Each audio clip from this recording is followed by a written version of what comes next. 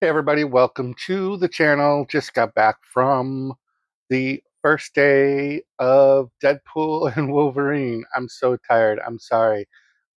This is late, but I wanted to film this and get it up because yeah, this movie was super crazy. It's a very fast roller coaster ride, 2 hours and whatever, 7 minutes. Um, the writing is okay. This is going to be a spoiler-free review. There's so much on the internet and in social media that there's easily, probably by the time my video goes up, there's already going to be spoilers. So be very careful, um, unless you don't care. So all of the trailers and all of the repetitive trailers um, are just a very brief portion of all the different cameos. Um, I loved seeing a lot of the Fox characters back, and there's more than what's just in those trailers. There's some pretty iconic scenes. The pacing is a little weird. Like it's a fast movie, but I feel like it's also like choppy. Like it goes from like one theme to another theme, and there's flashbacks, and there's like tons of action, tons of brutal fighting and lots of blood. They earned the R rating with the amount of CGI blood that there was in this. The sets are very cool. Those definitely you could tell were practical effects. Not a lot of CGI with the set, particularly in the void or whatever they're calling it, the wasteland and uh, the trash heap.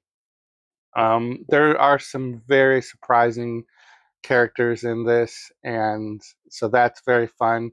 It's a very fan servicey, eye candy movie. I'm sure I'll have to watch it again.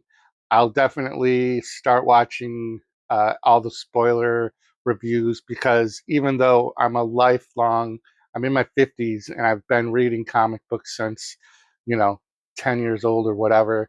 Uh, so I'm very familiar with comics and characters, but I'm sure there's stuff that I've missed, and it'll probably be a little while before I can go back to see this again if I end up not having to wait for it to be on some sort of streaming service. Um, this is a Deadpool that's very similar to previous movies of Deadpool. Very Ryan Reynolds. There is Hugh Jackman's Wolverine, which is very iconic. Obviously, we're always going to see Wolverine as Hugh Jackman. There's variants of both throughout this, and those are all very fun. And not everything is what it seems, so that's kind of cool too. But like they did with the Doctor Strange Multiverse of Madness, where they had a few um, fan servicey characters in that. There's definitely that in this too. So that's probably going to be just like a one-off, one and done kind of a thing. And I don't know, like I watched the red carpet uh, thing and listening to Kevin Feige talking about how this is kicking off the mutant verse. I don't see it.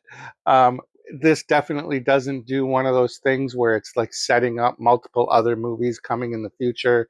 You didn't even really need to see a lot of any previous movies to watch this, although I assume then you would miss out on a lot of the cameo characters in the backgrounds, like who's who and that kind of thing. But yeah, so I don't see how this is introducing the mutant verse other than we just had a movie with all of the mutants in it. Well, not all of them, but like a lot of them. A lot of the major cameos do get very nice moments where they have their one-liners or their catchphrase. There's some very funny fourth wall breaking kind of things, and then there's also at points almost too many. Some of the nitpicks I had was some of the music things. It became like four different times like a music video. Like the music was almost a full length song, and uh, just such a variety of music. Not necessarily what I wanted in it to be being done at the same time as an action sequence.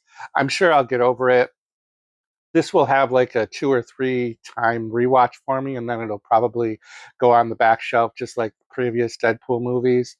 Um, but it's fun. Definitely worth checking out. I hope it does gangbusters. I think all these weird, this movie's going to save Marvel. Like, Marvel doesn't need to be saved. It just needs to get some movies that are written well done. It's not like Marvel is like dead or anything. It's just kind of silly.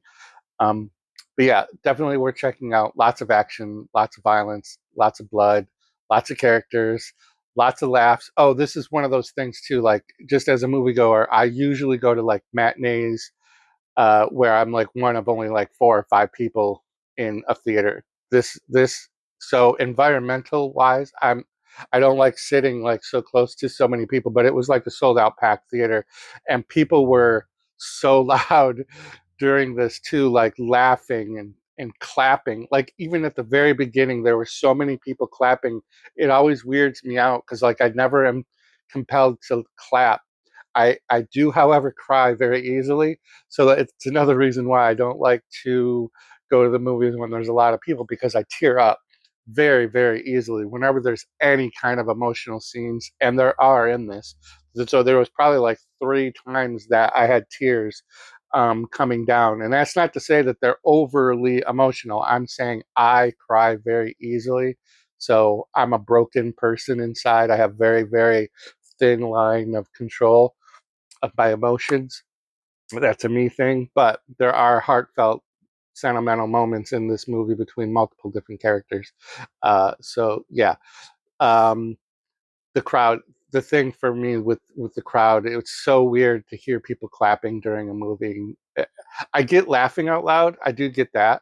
I don't get the cheering part or clapping. So, anyways, that's my spoiler-free reaction to Deadpool and Wolverine. Let me know in the comments down below. Uh, I don't care, I guess, if you have spoilers in it, because by the time this posts, they're going to be all over the internet. Just be careful. If you don't want to see spoilers, don't read the comments. Yeah, and let me know your thoughts about Deadpool and Wolverine. And does this save the Marvel MCU cinematic universe? Does it?